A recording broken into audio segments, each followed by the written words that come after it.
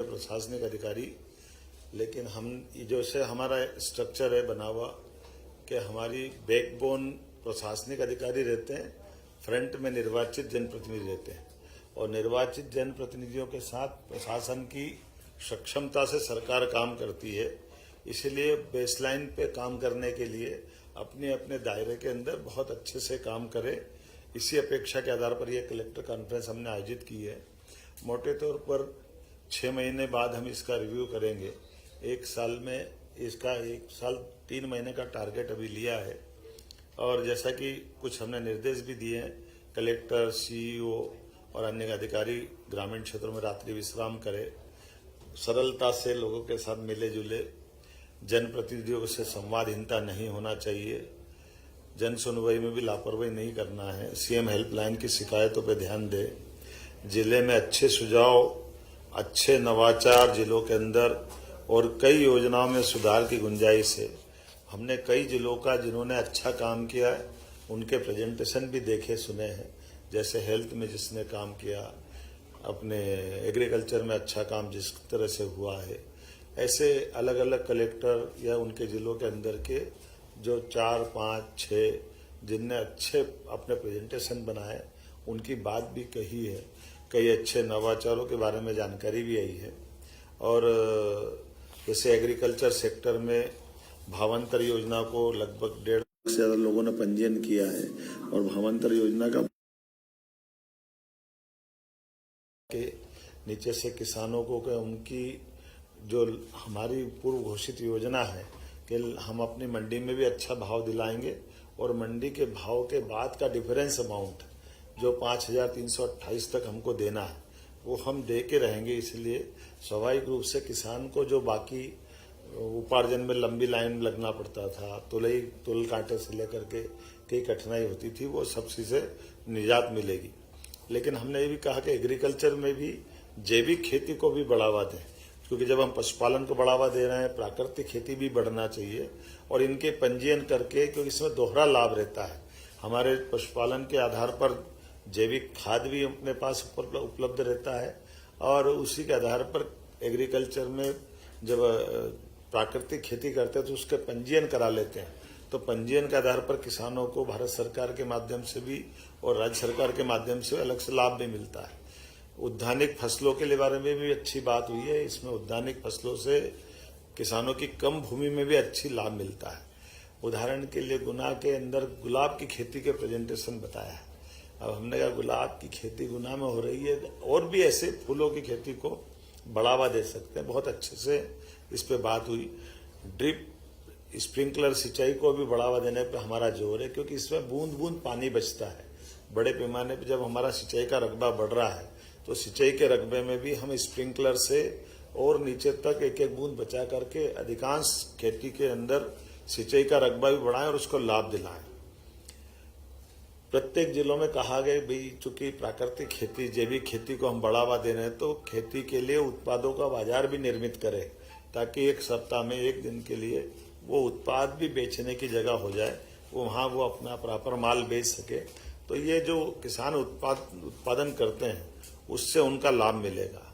Health के sector में हमने कहा हॉस्पिटलों का जिला कलेक्टर और बाकी लोग भी हॉस्पिटल का निरीक्षण भी करें, बाकी व्यवस्थाओं को भी देखें। बड़े अस्पतालों में प्राइवेट मेडिकल कॉलेज जो पीपीपी मॉडल पर जो बन रहे हैं और इसकी गति बढ़े। ये बात सही है कि पूरे देश में सबसे तेज गति से मेडिकल कॉलेज अगर कहीं बन रहे हैं तो हमारे राज्य के अंदर हो रहे हैं। लेकिन जो हमको चैलेंज है उस चैलेंज पे भी हम पहले से अच्छी स्थिति में आए, लेकिन अभी और अच्छी स्थिति में आए। जैसे कुपोषण से भी हमारा अभियान और तेज होना चाहिए ताकि हमारी इस तरह की और इसमें गति बढ़ेगी। महिला बाल विकास और स्वास्थ्य विभाग में परस्पर समन्वय हो। नगरीय क्षेत्र के अंदर भी शहरी यातायात के सुधार से लेकर के बड़े शहरों के अंदर फ्लाईओवर बनाए, अवैध कॉलोनी पर नियंत्रण करे, गीता भवन की गति तेज गति से बढ़े। अलग अलग प्राधिकरण हमारे बनाए हुए हैं, वो सारे प्राधिकरणों के अंदर हम गति से काम करें। ओंकारेश्वर, चित्रकूट,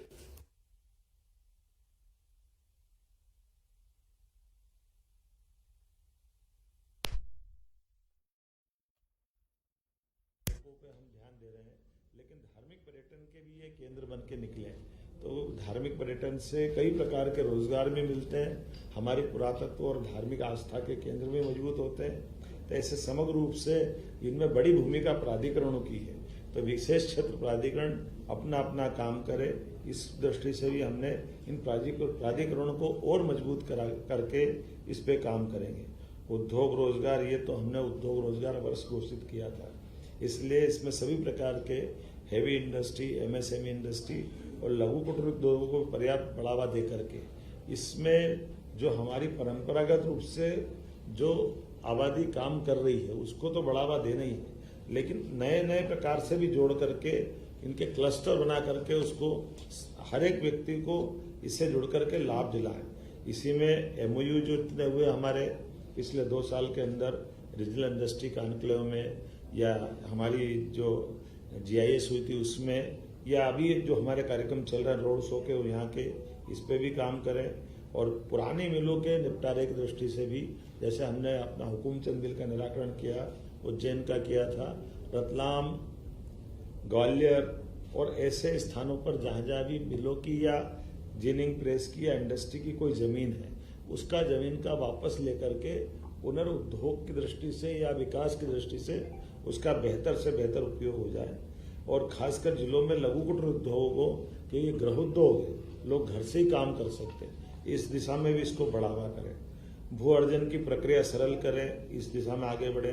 राजस्व के प्रकरणों के निराकरण की दृष्टि से भी, खास करके अविवादित प्रकरणों में लगभग 1.25 लाख प्रकरणों का निराकरण हमने 24-25 में हुआ है, और ये लगभग और गति से बढ़ाएं। और जो बदलाव हमने किए हैं, खास करके ई पंजीयन के आधार पर, ई पंजीयन से सीधे सीधे नामांतरण हो रहा है पंजीकरण ऑफिस से ही दस्तावेज के आधार पर, लेकिन इसी के साथ साथ हमने राजस्व प्रकरण में तहसीलदारों के काम के बंटवारे करते हुए जो एग्जीक्यूटिव मजिस्ट्रेट की भूमिका निभाते हैं, उनके अलावा राजस्व न्यायालय में तहसीलदारों की नियुक्तियां कर दी है, जो पूरे समय बैठ करके उनकी अपनी दक्षता से वो काम करेंगे।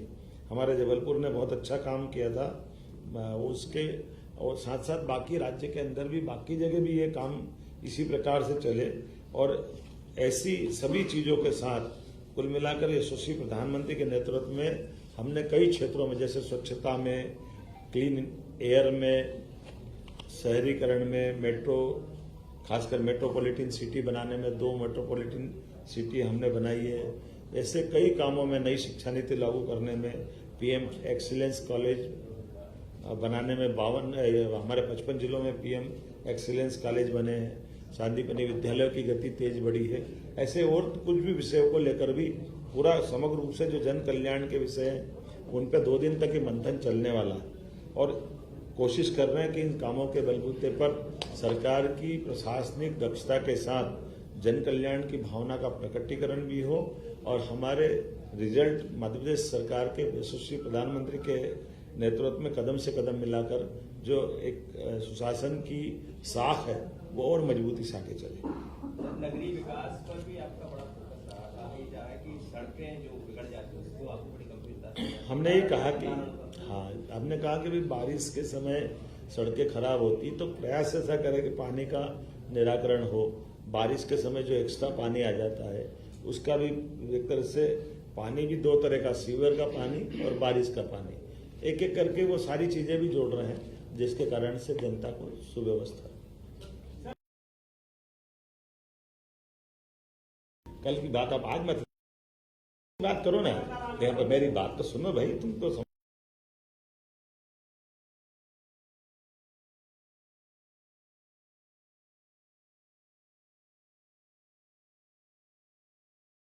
मैंने कल आज वहां जाकर के जितनी प्रकार से हो सकता है वो सब करा है। हम आज अपने पूरे दिन की बात करें, आप बात मान के चलिएगा, सरकार ने हर विषय का मौके पे जाकर के, यहां तक कि बड़ा आपको जानकारी होगी कि हमारे अपोजिशन की पार्टी के अध्यक्ष जी घर घर नहीं जा पाए, वो एक जगह बिठा के बात कर रहे हैं। हम तो हर एक के घर घर गए, क्योंकि हमारी संवेदनशीलता है, हमारे लिए ये एक औपचारिकता कर्मकांड है, इसलिए बेहतर से बेहतर हो सकता है।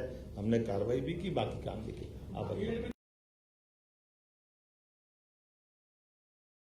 भावांतर तो जनता को फील्ड में जो दिक्कतें नहीं, कलेक्टरों से हमने कहा कि जो सकारात्मक सुझाव आते हैं उस पर लगातार आगे बढ़ना चाहिए, काम करना। जैसे सिवनी का अच्छा प्रोजेक्ट बना, सिवनी कलेक्टर ने अपने सारे प्राथमिक विद्यालयों के अंदर एक मॉडल प्रकार के फर्नीचर बना करके सारे स्थानों पे दिए। फिर सरकार के पैसे से भी और समाज ने जो स्कूल से प्रेम करता है, स्कूल से निकला है, उनने कोई फर्नीचर डोनेट किया, उनका भी बाकायदा दस्तावेजीकरण करते हुए उनका भी उल्लेख किया। तो ये जो हमने कहा कि भाई शासन का पैसा किसी गांव में लगाओ हो, किसी शहर में लगाओ, तो उसकी सहभागिता भी होना चाहिए। जब गांव और शहर की सहभागिता में हम आते हैं तो उसके कारण से उसका लाभ अलग मिल जाता है। मैं उम्मीद करता हूं कि ऐसे ही कामों से बात बनती है। बहुत बहुत धन्यवाद।